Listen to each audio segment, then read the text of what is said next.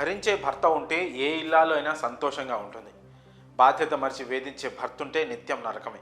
కుటుంబాన్ని పట్టించుకోకుండా జల్సాలకు అలవాటు పడి భార్యల పాలిట యమకింకరులుగా మారుతున్నారు కొందరు భర్తలు. కష్ట సుఖాల్లో తోడు నీడగా ఉండాల్సిన భర్త కాలయముడిలా మారుతున్నారు. నిండు నూరేళ్లు కలిసి జీవించాల్సింది పోయి మధ్యలోనే జీవితాలను సర్వనాశనం చేసుకుంటున్నారు. వరకట్న వేధింపులతో అక్రమ సంబంధాలతో భార్యలను హతమారుస్తున్నారు. ఇలాంటి ఘటనలు రోజురోజుకు ఎక్కువైపోతున్నాయి. పచ్చని సంసారాలను పాడు చేసుకుంటున్నారు. తాజాగా ఇలాంటి ఘటనే ఒకటి చోటు చేసుకుంది. ఓ కిరాతక భర్త అతి దారుణంగా భార్యను అంతమొందించాడు.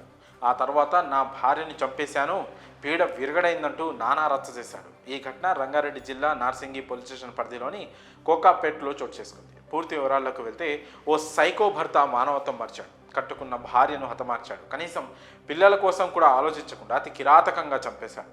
కోకాపేటకు చెందిన ముత్యాలు, సునీత ఇద్దరు భార్యాభర్తలు. వీరికి ఇద్దరు పిల్లలున్నారు. కాగా ముత్యాలు తాగుడుకు బానిసై నిత్యం తన భార్యను వేధిస్తూ ఉండేవాడు. శారీరకంగా మానసికంగా హింసించేవాడు. తాగుడుకు బానిసైన ముత్యాలు భార్యపై అనుమానంతో తరచూ వేధిస్తుండేవాడు. డబ్బులు కావాలంటూ గొడవ పడేవాడు. తప్ప తాగి వచ్చి రాత్రుల్లో భార్యపై దాడికి దిగేవాడు. 6 నెలల క్రితం పాశవికంగా దాడి చేయడంతో సునీత ఆసుపత్రి పాలైనట్లు స్థానికులు తెలిపారు. దాడి చేసిన ప్రతిసారి విషయం బయటకు పొక్కకుండా జాగ్రత్త పడేవాడు సైకో భర్త. ఎవరికైనా చెప్తే చంపేస్తానంటూ బెదిరించేవాడు. ఇప్పటికైనా నీ ప్రాణాలు తీస్తానంటూ వార్నింగ్ ఇచ్చాడు. చివరికి అన్నంత పనిచేశాడు ఈ కసాయి భర్త. ముత్యాలు తన భార్య సునీతను గొంతు నిలిమి హతమార్చాడు. ఇంట్లో భార్యను చంపి బయట నుండి తలుపులు వేశాడు హంతకుడు. ఆ తర్వాత తన భార్యను చంపానంటూ కాలనీ వాసులకు చెప్పి నార్సింగి పోలీస్ స్టేషన్లో లొంగిపోయాడు. కాగా ముత్యాలకు సునీత రెండో భార్య. అతడి వేధింపులు భరించలేక మొదటి భార్య ముత్యాలను విడిచిపెట్టి వెళ్ళిపోయింది. అయినా బుద్ధిమారని ముత్యాలు రెండో భార్యను కూడా వేధింపులకు గురి చేశాడు.